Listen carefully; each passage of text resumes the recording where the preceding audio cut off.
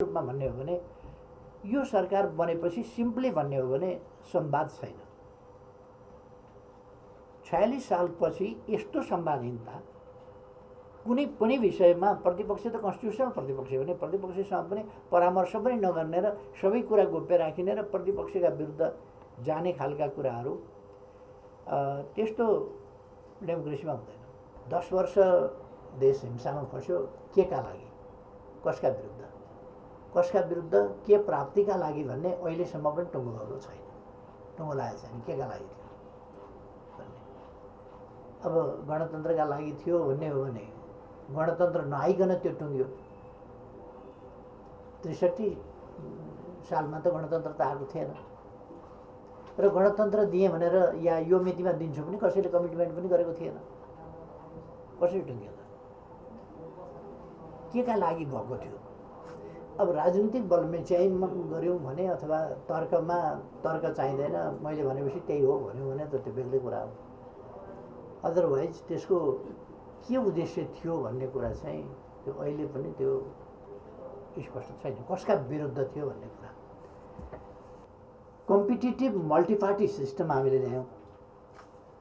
Competition भनेको त तपाईँ पनि हुनु पर्यो, म पनि हुनु पर्यो, अनि कम्पिटिसन हुने भयो। तपाईँलाई निषेधै गरेपछि त कम्पिटिसन कसरी हुन्छ। त्यसका निषेध गर्ने नीति भनेको कम्पिटिसनको नीति होइन। निषेध गर्ने नीति भनेको उही पुरानै नीति हो। फेरि सिस्टम हामीले मान्यौँ भन्दाखेरि पनि अर्को के भइदियो भने सिस्टम चाहिँ मानेको हो कि होइन त वास्तवमा। ट्याक्टिकल्ली तात्कालिक रूपमा केही समयका लागि मौजुदा राजनीतिक शक्तिहरूलाई एक अर्काले प्रयोग गर्न खोजेको हो कि अथवा सिस्टमलाई सुदृढ गरेर जान खोजेको हो, यसमा क्ल्यारिटी। निषेधको राजनीति गर्न खोजेको हो कि एउटा सिस्टमभित्र स्वस्थ प्रतिस्पर्धा गर्न खोजे।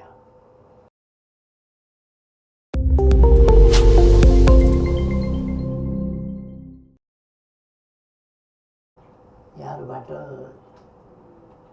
विचारहरू आउनु, छलफलहरू नै राम्रो होला जस्तो लाग्छ। किन खासै केही छुटे जस्तो लाग्दैन। एउटा विषय सुरुमै राम्ररी उठेको छ, त्यो के भने सहमतिका साथ कसरी अगाडि बढ्ने। सहमति राष्ट्रिय आवश्यकता हो भन्ने मुख्य मलाई चाहिँ के लाग्यो भने आजको मुख्य थीम चाहिँ विदेश नीति, परराष्ट्र सम्बन्ध र कूटनीतिका क्षेत्रमा मामलामा राष्ट्रिय सहमति आवश्यक छ भन्ने। यो सामान्यतः सधैँ भनिने कुरा हो। कहिले कहिले जब देशमा प्रणालीगत विवाद अथवा विभेद अथवा मतभेद हुन्छ, त्यस्तो अवस्थामा आन्तरिक राजनीतिमा, राजनीतिक प्रणालीको सन्दर्भमा जब मतभेद हुन्छ त्यहाँ बाह्य नीतिको सम्बन्धमा पनि मतभेद प्रकट हुन्छ। खास गरी जस्तो कि यदुनाथ खनालजीले राख्नुभएको थियो उहिले धेरै वर्ष अगाडि कि बाह्य सम्बन्धहरू भनेको परराष्ट्र सम्बन्ध, अन्तर्राष्ट्रिय सम्बन्ध भनेको आन्तरिक नीतिहरूको विस्तारित रूप हुन्छ, या बाह्य नीति भनेको आन्तरिक नीतिको विस्तारित रूप हुन्छ। त्यो आइसोलेटेड फर्ममा हुँदैन भनेर त्यो ठिकै हो। आन्तरिक पोलिटिक्स के छ त्यसको रिफ्लेक्सन फरेन पोलिटिक्स, एक्सटर्नल पोलिटिक्समा हुन्छ। अब जति बेला डिक्टेटोरियल रुल थियो या सिस्टम थियो त्यति बेला पोलिटिकल फोर्सेसका बिचमा त्यो सिस्टमको पक्ष र त्यसको विपक्षमा आन्तरिक रूपमै विभाजन थियो। राष्ट्र नीतिगत रूपमा, वैचारिक रूपमा अर्थात् प्रणालीगत रूपमा, मान्यतागत रूपमै विभाजित थियो। यस्तो स्थितिमा पनि फन्डामेन्टल प्रश्नहरूमा चाहिँ राष्ट्रिय सहमति नै हुनुपर्छ, आन्तरिक हुँदाहुँदै पनि। तर ती कुराहरू रिफ्लेक्ट भइराखेका हुन्छन्। फेरि पनि आन्तरिक मतभेदहरू रिफ्लेक्ट भएका हुन्छन्, किनभने ती आन्तरिक मतभेदहरू फन्डामेन्टल मतभेदहरू नै हुन्, आधारभूत मतभेदहरू। तर अब खास गरी एउटा 2046 सालको आन्दोलनलाई एउटा टर्निङ पोइन्ट मानौँ। त्यसपछिका स्ट्रगल के हुन् र के हुनु पर्थ्यो भन्दा त्यो एउटा multi party competitive democratic system आइसकेपछि त्यस अन्तर्गतकै हुन् र हुनु पर्थ्यो। एउटा मिस्टेक पोलिटिक्स नै आन्दोलन क्रान्ति भनेको हिंसा भनेको एउटा छनौटको विषय हो कि रोजाइको विषय हो कि जस्तो पाराले अगाडि बढ्यो। जब संविधानले परिवर्तनका सम्भावनाहरू बाटाहरू दिएको छ भने, लिगल्ली र पिसफुल्ली अगाडि बढ्ने बाटाहरू दिएको छ भने, त्यसले निषेध गरेको छैन भने त्यसपछि त्यहाँ भाइलेन्सको ठाउँ हुँदैन। पहिले राणा शासनका विरुद्ध हिंसात्मक सङ्घर्ष भयो, त्यसलाई जस्टिफाई गर्न सकिन्छ, किनभने कन्स्टिट्युसनल्ली पिसफुल्ली त अगाडि बढ्ने बाटै अवरुद्ध थियो, त त्यो भत्काउन त पर्यो।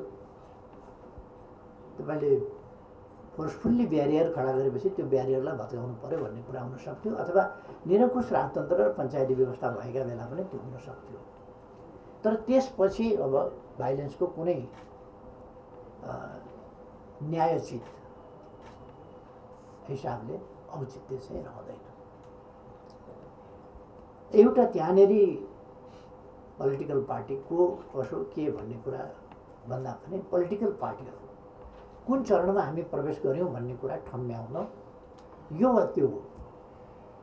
म यतापट्टि धेरै जान चाहन्न, तर त्यहाँ एउटा गम्भीर मिस्टेक हो। 10 वर्ष देश हिंसामा फस्यो, के का लागि, कसका विरुद्ध, के प्राप्तिका लागि भन्ने अहिलेसम्म पनि टुङ्गो भएको छैन, टुङ्गो लागेको छैन के का लागि थियो भन्ने। अब गणतन्त्रका लागि थियो भन्ने हो भने गणतन्त्र नआइकन त्यो टुङ्ग्यो। 63 सालमा त गणतन्त्र त आएको थिएन, र गणतन्त्र दिएँ भनेर या यो मितिमा दिन्छु पनि कसैले कमिटमेन्ट पनि गरेको थिएन। कसरी टुङ्ग्यो त, के का लागि भएको थियो। अब राजनीतिक बलमा चाहिँ गऱ्यौँ भने अथवा तर्क चाहिँदैन, मैले भनेपछि त्यही हो भन्यो भने त त्यो बेग्लै कुरा हो। अदरवाइज त्यसको के उद्देश्य थियो भन्ने कुरा चाहिँ त्यो अहिले पनि त्यो स्पष्ट छैन, कसका विरुद्ध थियो भन्ने कुरा। दोस्रो, हामी एउटा राजनीतिक सङ्घर्षको, राजनीतिक परिवर्तनका निम्तिको प्रयास अर्थात् सिस्टम परिवर्तन, शासन परिवर्तनका निम्तिका प्रयासहरूको चरणबाट मूलतः हामी विकासको चरणमा प्रवेश गर्यौँ। त्यो चरणको भिन्नता त्यहाँनिर भयो। जब विकासको चरणमा प्रवेश गऱ्यौँ भने पोलिटिकल स्ट्रगल भन्ने बित्तिकै स्वाभाविक रूपमा पोलिटिकल फोर्सेसहरूका बिचमा, त्यो व्यवस्थाका पक्षधर र त्यसका विरोधीहरूका बिचमा त्यहाँ त तनाव हुने भयो, त्यहाँ त सङ्घर्ष हुने भयो, वैचारिक सङ्घर्ष हुने भयो, व्यवहारिक सङ्घर्ष हुने भयो, र देश यसरी त्यसै कारण इन्टरनल भनिन्छ नि, युद्धै भयो भने गृहयुद्ध भनिन्छ, नत्र भने पोलिटिकल स्ट्रगल इन्टरनल स्ट्रगललाई भनिन्छ त्यसलाई। अब त्यो इन्टरनल स्ट्रगल, पोलिटिकल स्ट्रगल हुँदाखेरि त स्वाभाविक रूपमा देश चाहिँ विभाजित हुन्छ, जनमत विभाजित हुन्छ। तर त्यो चरण पार गरिसकेपछि, अब विकासको चरणमा प्रवेश गरिसकेपछि सम्पूर्ण राष्ट्रिय शक्तिहरू एउटा सहमतिका साथ अगाडि बढ्नुपर्ने, आन्तरिक रूपमा पनि सहमतिका साथ अगाडि बढ्नुपर्ने हुन्छ। सहमति केमा भन्दा जुन डेमोक्रेटिक सिस्टम हामीले प्राप्त गरेका हुन्छौँ त्यस डेमोक्रेटिक सिस्टमको रक्षाका निम्ति, त्यसको रक्षाका निम्ति पहिले प्रावधानहरू तयार गरिन्छ कि त्यसको विधि बनाइन्छ नि, त्यसको रक्षा र सञ्चालनका लागि विधि बनाइन्छ, संविधान निर्माण र त्यसको कार्यान्वयन, त्यसमा सहमति हुन्छ। त्यो जुन सिस्टम हामीले बलिदान दिएर ल्यायौँ त्यो सिस्टमको रक्षाका निम्ति हामी एकजुट हुन्छौँ, एक ठाउँ हुन्छौँ। त्यसको प्रभावकारी कार्यान्वयनका लागि एक ठाउँ हुन्छौँ भनेको त्यसको चाहिँ नि पोलिटिकल इम्प्लिमेन्टेसन, त्यसलाई आर्थिक क्षेत्रमा विस्तार र त्यसको आर्थिक क्षेत्रमा कसरी त्यो सिस्टमलाई प्रभावकारी बनाउन कार्यान्वयन गर्ने भन्ने कुरा। र पोलिटिक्समा पनि हामी एउटै मञ्चमा, पहिले तानाशाहीमा फरक फरक कित्तामा भएर वार चलिराखेको हुन्छ भने डेमोक्रेसीमा फरक फरक कित्तामा रहेर पनि एउटा सिस्टमभित्र कम्पिटिसन भइराखेको हुन्छ। र त्यो कम्पिटिसन कन्डिसन के मात्रै हो भने कम्पिटिसन हुन्छ, तर फेयर कम्पिटिसन हुनुपर्छ। प्रश्न त्यति हो, डेमोक्रेसीमा फेयर कम्पिटिसन, पिसफुल कम्पिटिसन त्यो हुनुपर्छ। अब यसमा के भने मिस्टेक कहाँनिर हुन्छ भने कम्पिटिटिभ मल्टिपार्टी सिस्टम हामीले ल्यायौँ। कम्पिटिसन भनेको त तपाईँ पनि हुनु पर्यो, म पनि हुनु पर्यो, अनि कम्पिटिसन हुने भयो। तपाईँलाई निषेधै गरेपछि त कम्पिटिसन कसरी हुन्छ? त्यसका निषेध गर्ने नीति भनेको कम्पिटिसनको नीति होइन। निषेध गर्ने नीति भनेको उही पुरानै नीति हो। फेरि सिस्टम हामीले मान्यौँ भन्दाखेरि पनि अर्को के भइदियो भने सिस्टम चाहिँ मानेको हो कि होइन त वास्तवमा ट्याक्टिकल्ली तात्कालिक रूपमा केही समयका लागि मौजुदा राजनीतिक शक्तिहरूलाई एक अर्काले प्रयोग गर्न खोजेको हो कि अथवा सिस्टमलाई सुदृढ गरेर जान खोजेको हो, यसमा क्ल्यारिटी। निषेधको राजनीति गर्न खोजेको हो कि एउटा सिस्टमभित्र स्वस्थ प्रतिस्पर्धा गर्न खोज्यो, यो कुराहरूको तय भएपछि मलाई लाग्छ जब हामी एउटा डेमोक्रेटिक सिस्टम इस्टाब्लिस गर्छौँ हामीले ल्याएको, यदि यो एउटा पोलिटिकल स्टेप हो, ट्याक्टिकल स्टेप हो भन्ने हो भने त्यसलाई त्यसै गरी व्याख्या गर्नु पर्यो। र अनि कम्पिटिसन, त्यो कम्पिटिसन चाहिँ अब फेयर कम्पिटिसन हुन्छ भन्ने कुरा हुँदैन त्यसमा। त्यो हामीले यदि सङ्घर्षको बाटो छान्यौँ भने, निषेधको बाटो छान्यो भने त अर्को पनि त मर्न तयार हुँदैन नि। त्यसकारण यो निषेधको बाटोलाई अस्वीकार गर्ने, सहकार्य सहअस्तित्वको आन्तरिक रूपमा पनि, आन्तरिक पोलिटिक्स पनि के हुनु पर्यो भन्दाखेरि कम्पिटिटिभ पोलिटिकल सिस्टम र कम्पिटिसन फेयर कम्पिटिसन, अस्तित्व स्वीकारेर निषेधको राजनीतिलाई अस्वीकार गरेर, निषेधको राजनीतिलाई अङ्गीकार नगरेर।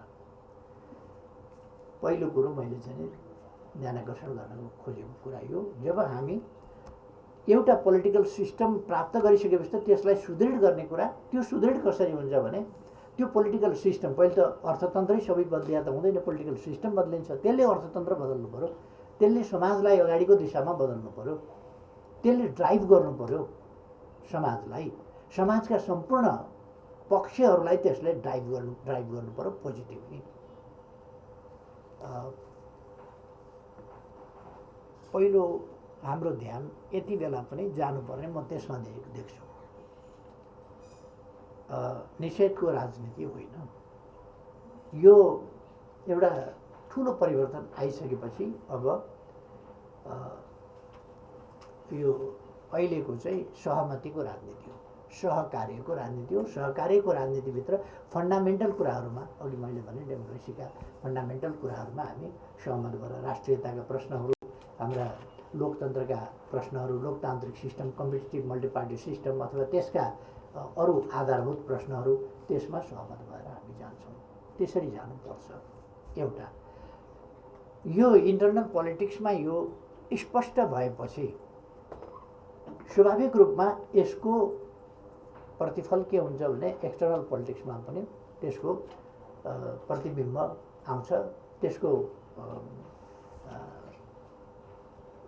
त्यो त्यहाँ प्रतिबिम्बित हुन्छ र त्यसै हिसाबले राष्ट्रिय सहमति इन्टरनल पोलिटिक्समा आधारभूत प्रणालीगत पक्षमा र उद्देश्यगत पक्षमा अब विकासको चरणमा हामी प्रवेश गऱ्यौँ भन्ने भइसकेपछि यसमा पनि एक्सटर्नल पोलिटिक्समा पनि या पोलिसीमा पनि हामी एउटा सहमतिको बिन्दु साथ अगाडि जान सक्छौँ।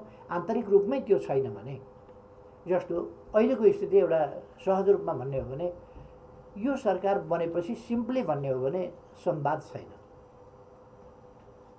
46 सालपछि यस्तो संवादहीनता कुनै पनि विषयमा, प्रतिपक्ष त कन्स्टिट्युसनल प्रतिपक्ष हो भने प्रतिपक्षसँग पनि परामर्श पनि नगर्ने र सबै कुरा गोप्य राखिने र प्रतिपक्षका विरुद्ध जाने खालका कुराहरू, त्यस्तो डेमोक्रेसीमा हुँदैन।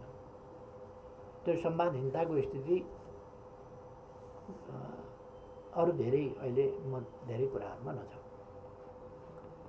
त्यसकारण तपाईँहरूले जुन उठाउनु भएको छ, पहिले यसको सहमति खालि हामीले शब्दको हिसाबमा मात्रै होइन, अथवा हामीले सतहमा मात्रै होइन कि यसको रुट कज कहाँनिर हो, सहमति किन बनिरहेको छैन, किन संवाद भइरहेको छैन। जस्तो प्रधानमन्त्री बाहिर जानभन्दा अगाडि त प्रतिपक्ष लगायत प्रतिपक्षसँग त परामर्श हुन्थ्यो नै, त्यो त अनिवार्य नै कुरा हो। प्रतिपक्ष भनेको चाहिँ नि एउटा वैकल्पिक सरकार हो, एउटा सरकारमा जानका लागि प्रतीक्षा गरिरहेको शक्ति हो भनेर मानिन्छ प्रतिपक्ष। त्योसँग त परामर्श गर्नुपर्छ नै। साथसाथै विज्ञहरूसँग पनि परामर्श गर्ने हाम्रो चलन थियो। हामी जहिले पनि प्रधानमन्त्री बाहिर जान्छ भने युएनमा जानभन्दा अगाडि, अरू त्यस्तो फोरममा जानभन्दा अगाडि, अथवा कुनै देशहरूको भ्रमण गर्नभन्दा अगाडि किन जाँदैछ, के गर्न जाँदैछ, अब के गर्छ, त्यहाँ गएर के गर्छ, के गर्ने उद्देश्य छ भन्ने कुराहरूमा छलफल गर्थ्यो र कसरी जाउँ, के गरौँ भन्ने परामर्श पनि दिन्थ्यो। यो क्रम तपाईँहरूले महसुस गर्ने भएको होला जस्तो लाग्छ। यो एउटा अलिक गम्भीर कुरा हो। तर अहिले मैले खालि बाइ द वे भनेको मात्रै होइन, भनेको मात्रै हो कि बाइ द वे भनेको मात्रै हो। यसमा मेरो खासै डिमान्डको हिसाबले त्यो केही मेरो त्यस्तो डिमान्ड होइन कि प्रतिपक्षसँग वार्ता गर्नुहोस्, के गर्नुहोस्, होइन। नगरिकन चल्छ भने चलाउनुहोस् न। के भएर डेमोक्रेसीको नयाँ डेफिनेसन गर्नुहुन्छ, सहमतिको नयाँ डेफिनेसन गर्नुहुन्छ, त्यो पनि ठिक छ नि। यो देश त हाम्रो पो अलिकति छोटो आयो होला त, देशको त अलिक लामै होला नि यदि कसैले भत्काउन बिगार्न सकेन भने। तर मलाई जहाँसम्म लाग्छ भत्काउन बिगार्न सकिहाल्ने स्थिति छैन। अहिलेकै सन्दर्भ पनि हामीले हेऱ्यौँ, अहिलेकै सन्दर्भमा पनि नेपालमा राष्ट्रियता सुदृढ छ र नेपाली जनतामा राष्ट्रिय भावना सुदृढ छ। त्यसकारण यताउता गरिहाल्छु भनेर पनि त्यो हुनेवाला छैन। यसमा मैले देखेको सहमतिका साथ त्यति बेला अगाडि जान सकिन्छ जति बेला पहिलो त राष्ट्रिय हितमा हामी सबै केन्द्रित हुन्छौँ। हाम्रो बाह्य सम्बन्धहरूको सञ्चालन राष्ट्रिय हितमा केन्द्रित भएर हुन्छ भन्ने कुरा हामीले ठान्यौँ भने हाम्रो भू राजनीतिक स्थितिमा राष्ट्रिय हित कसरी रक्षा हुन सक्छ, कुन नीति अपनाउनुपर्छ, ती कुरा हामीले ध्यान दिन सक्यौँ भने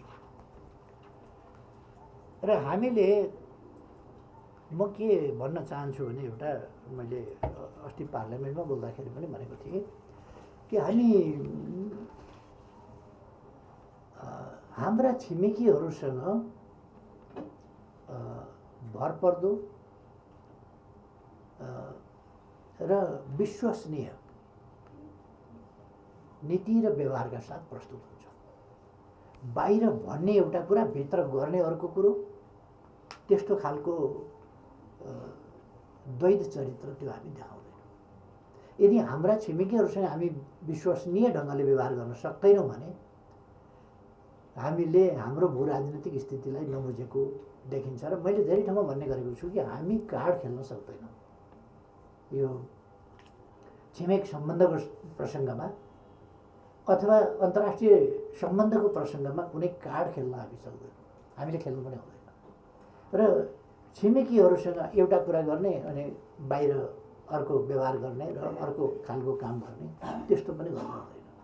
भित्री कसैसँग कुनै छिमेकीका विरुद्ध कसैसँग भित्री सम्बन्ध, भित्री साँठगाँठ या भित्री योजना अर्कै बनाउने र बाहिर अर्कै भन्ने त्यस्ता खालका कुराहरू गऱ्यो भने हामी फर्छौँ। त्यस्ता खालका कुराहरूबाट हामी चाहिँ नि जोगिनुपर्छ। हाम्रो साँचो अर्थमा पहिलो त हामी अघि प्रदीप गेवालीजीले राख्नुभयो नि पृथ्वीनारायण शाहको सन्दर्भको कुरा, त्यो वास्तवमा फरक प्रसङ्गले फरक हिसाबले भन्यो भने त्यही हो। दुईटा विशाल ढुङ्गाका बिचको तरुल भनेर जुन भन्यो त्यस्तै उस्तै अलिकति फरक होला। त्यस बेला संयुक्त राष्ट्र सङ्घ थिएन होला, हामी त्यसको मेम्बर थिएन होला, त्यस बेला अर्को खालको परिस्थिति थियो होला, त्यसको सन्दर्भ बेग्लै थियो। आजको सन्दर्भमा पनि भूगोल उस्तै हो र हामी त्यस्तै स्थितिमा छौँ। त्यसकारण हामीले पहिलो कुरा त हाम्रो राष्ट्रिय हितमा केन्द्रित भएर अगाडि बढ्न जरुरी छ।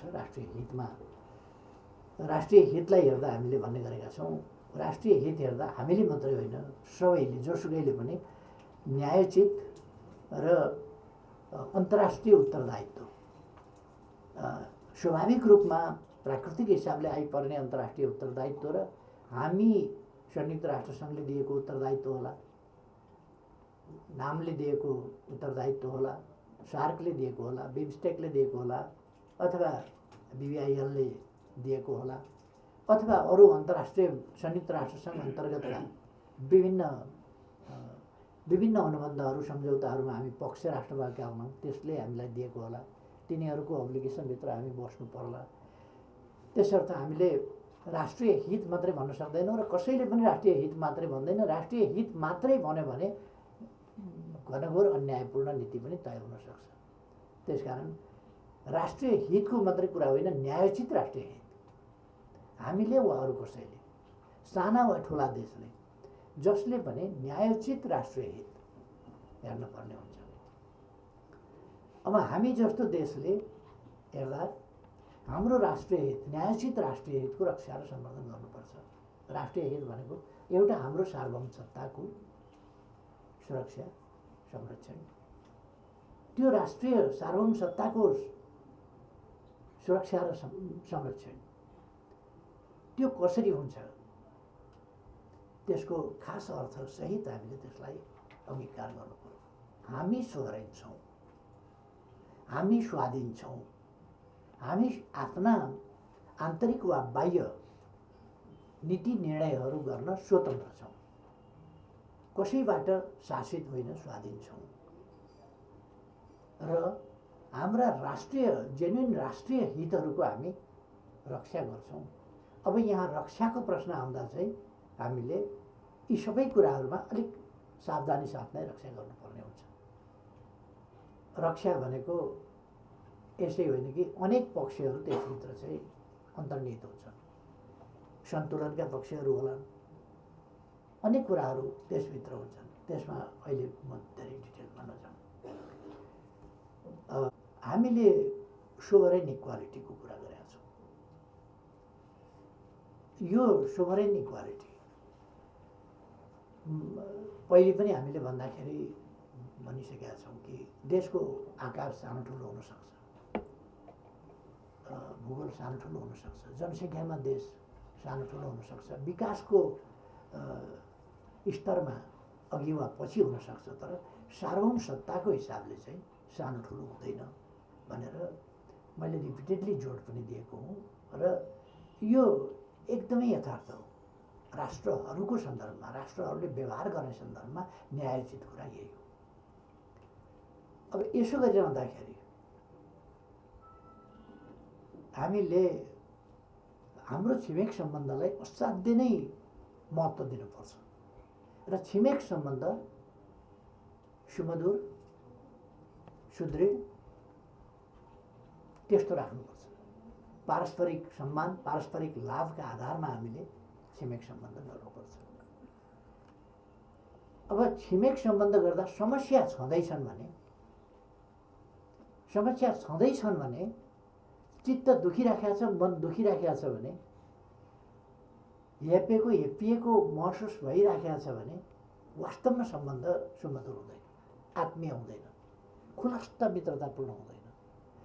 मित्रतापूर्ण मैले हाम्रा छिमेकीहरूसँग उच्च स्तरमा संवाद गर्दा यी कुराहरू राखेँ। यदि हाम्रा बीचमा अलिकति पनि अमिलोपन चिसोपन रह्यो, भन्न नसक्ने बोल्न नसक्ने अवस्था रह्यो भने मित्रता कसरी हुन्छ? हामी एक आपसमा बोल्न नसक्ने भन्न नसक्ने अवस्थामा छौँ, तर मित्रताका कुरा गर्छौँ भने एउटाले दपेट्छ अर्को दपेटिन्छ, भन्न सक्दैन भने त्यहाँ वास्तविक मित्रता कसरी हुन्छ? त्यसकारण हामीले हाम्रा बीचमा समस्या छन् भने ती समस्या समाधान गर्नुपर्छ अनि वास्तविक मित्रता त्यसपछि हुन्छ। र 21औं शताब्दीमा हामीले समस्याहरू भन्न नसकेर बोल्न नसकेर वा सरकारमा बस्नेहरूले आफ्ना सत्ता स्वार्थहरूलाई केन्द्रभागमा राखेर राष्ट्रिय हितहरूको प्रश्नमा सौदाबाजी गर्नु हुँदैन। कुनै प्रकारको प्रत्यक्ष परोक्ष कुनै पनि प्रकारको सौदाबाजी गर्नु हुँदैन। राष्ट्रिय हितको पक्षमा उभिनुपर्छ। त्यसको तरिका होला, परिमार्जित तरिका चाहिन्छ, कौशलतापूर्ण तरिका चाहिन्छ, तर खुलस्त पनि हुनुपर्छ। भन्न खोजेको कुरो नबुझिने गरी प्रस्तुत गरेर के अर्थ हुन्छ? मैले भने तपाईँले केही पनि भन्नु भएन। तपाईँसँग मलाई चित्त बुझिएको छैन, चित्त नबुझेको कुरो मैले आधा घन्टा लगाएर तपाईँलाई भने चित्त बुझिएको छैन, तर केमा चित्त बुझेन तपाईँले थाहा पाउनु भएन भने के काम लाग्छ? त्यस कारण तपाईँले बुझ्ने गरी मैले भन्नु पर्यो, यो कुरामा मलाई चित्त बुझेन, त्यो खुलस्त भन्नु पर्यो। यो कुनै झगडाका लागि होइन, मनमुटावका लागि होइन। कुनै मनमुटाव चिसोपन केही छ भने पनि त्यो नरहोस्, त्यसलाई प्रकट गर्ने एकपल्टका लागि र सधैँका लागि, अन्तिम पटकका लागि टेबलमा राखौँ, छलफल गरौँ। विषय यस्ता छन्, यी कुनै ठुला कुरा होइन, यहाँ कुनै एकदमै विशाल विषय केही पनि छैन, साना कुरा छन्।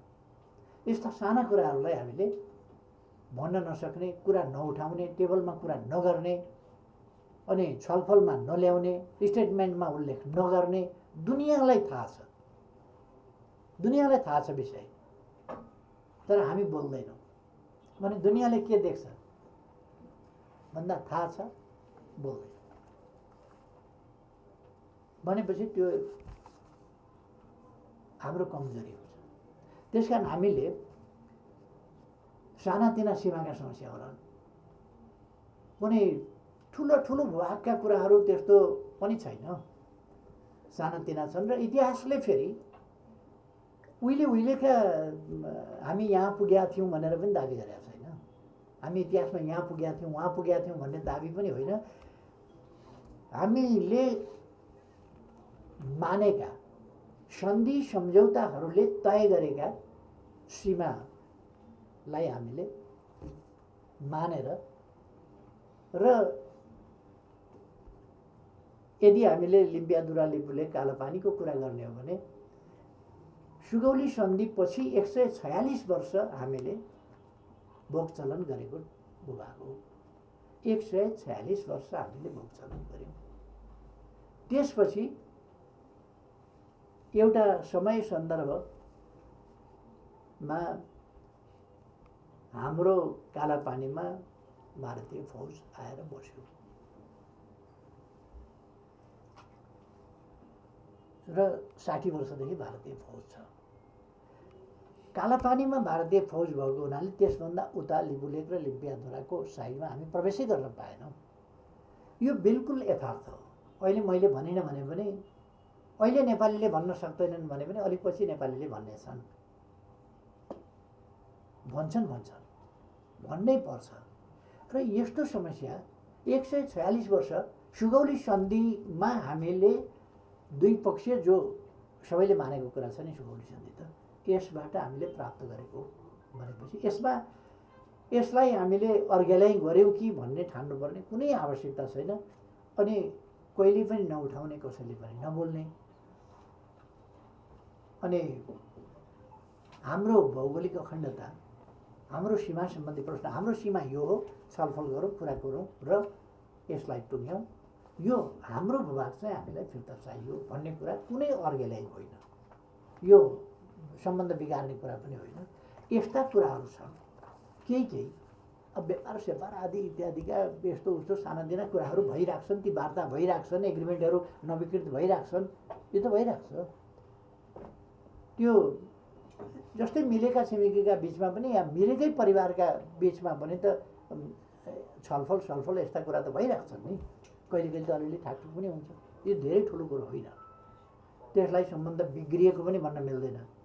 तर सम्बन्धलाई साँच्चै सुधार्नका निम्ति हामीले यस्ता कुराहरूमा चाहिँ नि अब समय भएको छ, सच्याउनुपर्छ र खुलस्त वार्ता गर्नुपर्छ। नेपालको राजनीतिक खचफच नभएको भए लिम्पियादुरा लिपुलेक कालापानी वा अन्य सीमा सन्दर्भहरू चाहिँ अहिलेसम्ममा समाप्त भइसकेका हुन्थे भन्ने मलाई लाग्छ। किनभने मैले खुलस्त छलफल गरेको थिएँ र यो मित्रता सुदृढ गर्न र अगाडि बढाउनका लागि हो। मित्रता सुदृढ गर्ने र अगाडि बढाउने सन्दर्भमा यो हाम्रो भौगोलिक अखण्डताको प्रश्न, हाम्रो सीमा सम्बन्धी प्रश्न एउटा व्यवधानको रूपमा छ।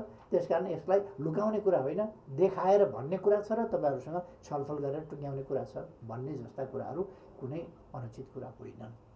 त्यो कुरा उहाँहरूले पनि कुराकानीको दौरानमा एक्सेप्ट गरेको हो। त्यसै कारण हामीले इमिनेन्ट पर्सन्स ग्रुप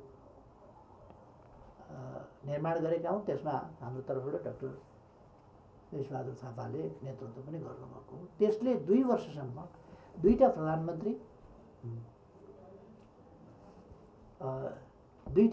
प्रधानमन्त्रीका बिचमा छलफल भएर कुरा भएको थियो र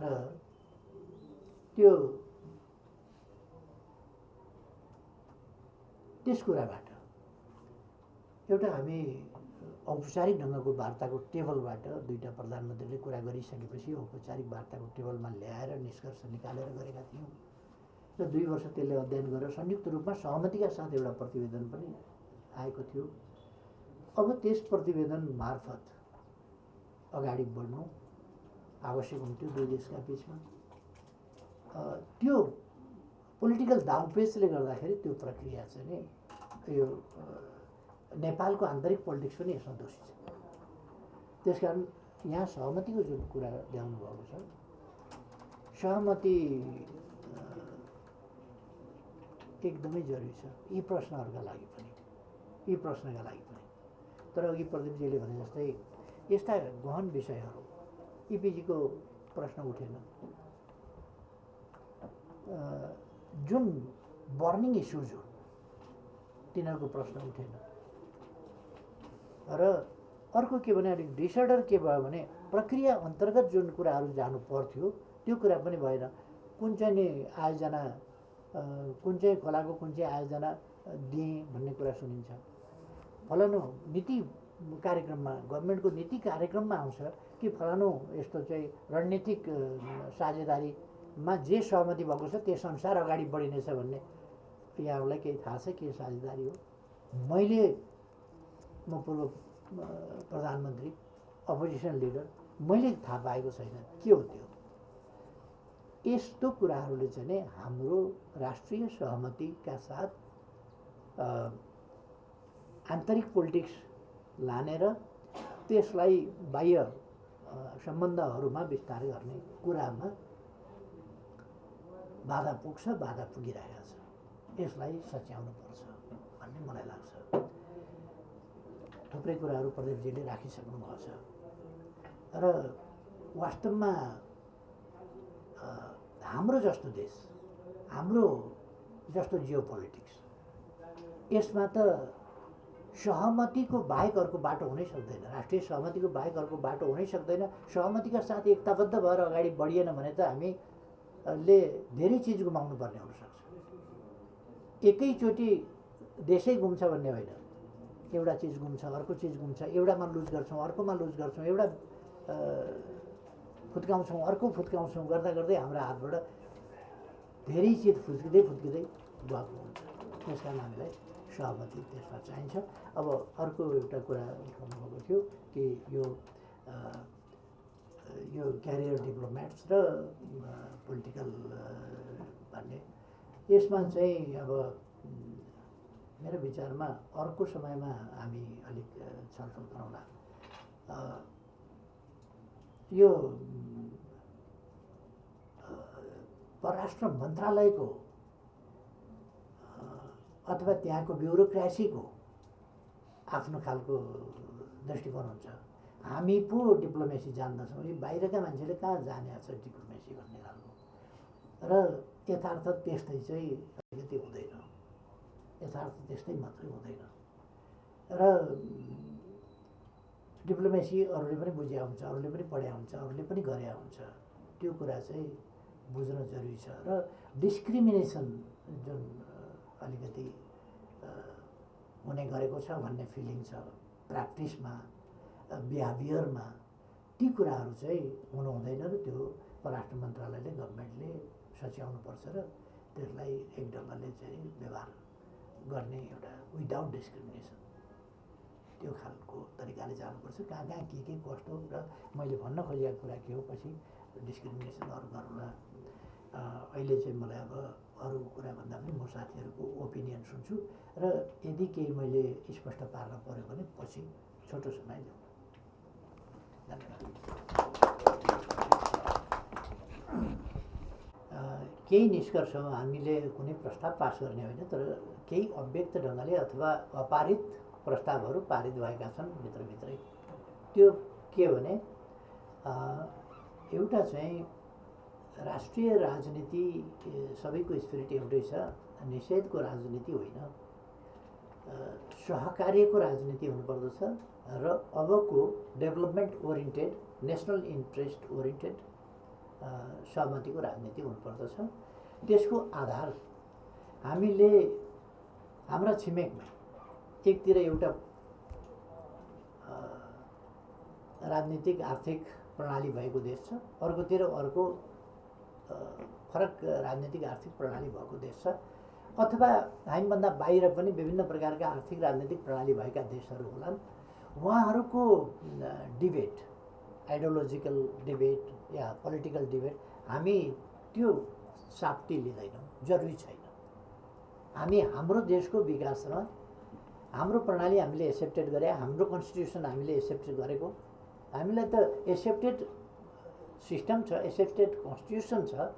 यही सिस्टम र कन्स्टिट्युसनको दायरामा, सेरोफेरोमा हामी अगाडि बढ्न सक्छौँ र यसलाई स्ट्रेन्थन गर्ने, यसलाई प्रभावकारी ढङ्गले इम्प्लिमेन्ट गर्ने र स्ट्रेन्थन गर्ने कुरामा हाम्रो युनिटी हुनसक्छ।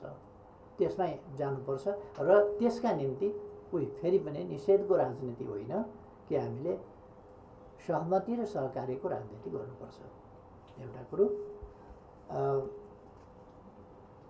त्यसो गरेर अलिकति राष्ट्रिय हितका प्रश्नमा बढी संवेदनशील हुनुपर्छ, किन हाम्रो आन्तरिक कुरा जस्तो, हाम्रो कानुन फेरे जस्तो हुँदैन। भोलि अर्कोसँग गरेको छिमेकी मित्र जोसुकैसँग भए पनि त्यो त हामीभन्दा बाहिरको देश हो नि त, अर्को देश हो नि। अर्को देशसँग गरिसकेको सम्झौता हाम्रो पक्षमा भए हामी तोड्न चाहँदैनौँ, अर्कोको पक्षमा भए अर्कोले पनि तोड्न चाहँदैन होला नि।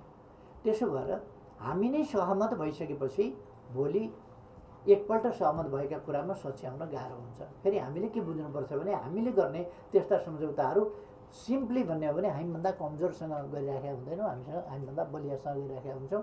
बलियासँग गरेका सम्झौताहरू तोड्न चाहिँ सजिलो हुँदैन, त्यसलाई करेक्सन गर्नु पर्यो भने सजिलो हुँदैन। अहिले इपिजी प्रतिवेदन आफै एउटा चाहिँ प्रमाण छँदैछ। त्यसो भएर यो एउटा जायज न्यायोचित भन्ने छ नि, कुरा के हो भने जायज नाजायज भनेको तपाईँको जमिन मैले आधा लिन पाएँ भने मलाई फाइदा होला, मेरो चाहिँ पारिवारिक हित होला। राष्ट्रिय हित भने जस्तै त हो। मेरो पारिवारिक हित चाहिँ तपाईँको फलफुलको बगैँचा समेत मेरोमा पर्ने गरी आधा लिन पाए राम्रो होला, मेरो नेसनल इन्ट्रेस्ट। तर त्यो उचित हुन्छ त भन्दाखेरि त्यो हरगिज उचित हुनै सक्दैन। न्यायोचित भनेको त्यो हो। राष्ट्रिय हित भन्दाखेरि जथाभावी राष्ट्रिय हित त त्यस्तो भयो भनेदेखि त बलियाको बाहेक अरूको त राष्ट्रिय हितै हुन सक्दैन नि। बलियो बाहेक त अरू एक्जिस्ट नै गर्न सक्दैन। त्यसकारण राष्ट्रिय हित र न्यायोचित भन्ने प्रश्न चाहिँ के हो भने यो सिम्पली यसलाई कुन न्यायालयको, कुन कानुनको, कुन दफाको होइन कि सिम्पली एकदम फर्स्ट ग्लिम्समै देखिने कुरा हो कि अरूमाथि थिचोमिचो गर्ने, अरूलाई अन्डरमाइन गर्ने, अरूको सोभरेन्टीलाई अन्डरमाइन गर्ने, इन्डिपेन्डेन्सलाई अन्डरमाइन गर्ने अथवा यस्ता अरूको चाहिँ टेरिटोरियल इन्टिग्रिटीलाई अन्डरमाइन गर्ने जस्ता कुराहरू, यी कुराहरू चाहिँ हुनु हुँदैन। र राष्ट्रिय हित हेर्दाखेरि यस्तो कि एकजना राष्ट्रपतिले एकपल्ट भन्नुभएको थियो कि म चाहिँ उहाँले बेग्लै खालको ओपिनियन राख्नुभयो, दुनियाँको ओपिनियन एकातिर थियो। रियो द जेनेरियोको इन्भाइरोमेन्ट सम्बन्धी समिटको कुरा मैले यसो सम्झिएको। त्यस समिटमा एउटा शक्ति देशको राष्ट्रपतिले भन्नुभयो बेग्लै कुरा। अनि अरूले सोधे तपाईँले किन यस्तो गर्नुभएको भन्दा म अमेरिकी राष्ट्रपति हुँ, विश्वको राष्ट्रपति होइन। त्यस कारण मैले विश्वको हित हेर्ने होइन, मेरो देशको हित हेर्ने हो भनेर। अब त्यसै गर्दाखेरि चाहिँ के हुन्छ भने बलियाको हित त होला, दुब्ला पातलाको हित त हुँदैन। त्यस कारण न्यायोचित कुरा के हो भनेदेखि बलिया शक्ति होस् वा जोसुकै होस्, उसले आफूले न्यायोचित नेसनल इन्ट्रेस्टलाई हेर्नुपर्छ र त्यसरी अगाडि जानुपर्छ। न्यायोचित नेसनल इन्ट्रेस्ट हेर्ने कुरासँगै न्यायोचित नेसनल इन्ट्रेस्ट आर्टिकुलेट पनि गर्नुपर्छ, त्यसमा स्ट्यान्ड पनि गर्नुपर्छ। कमजोर देशहरूले पनि हीन ग्रन्थि चाहिँ लिनु हुँदैन, त्यसमा चाहिँ आफ्नो कुरा भन्नु पनि पर्छ, त्यसमा स्ट्यान्ड पनि गर्नुपर्छ। र आजको मलाई के लाग्यो भने एउटा कन्क्लुजन चाहिँ यस्तो छलफलहरू खास त यो अब गभर्मेन्टको तर्फबाट आयोजना गरिनु पर्थ्यो, त्यो ट्रेडिसन नभएको हुनाले गभर्मेन्टले आयोजना गरे पनि फेरि आफ्नाहरूले पनि गर्नुपर्छ है।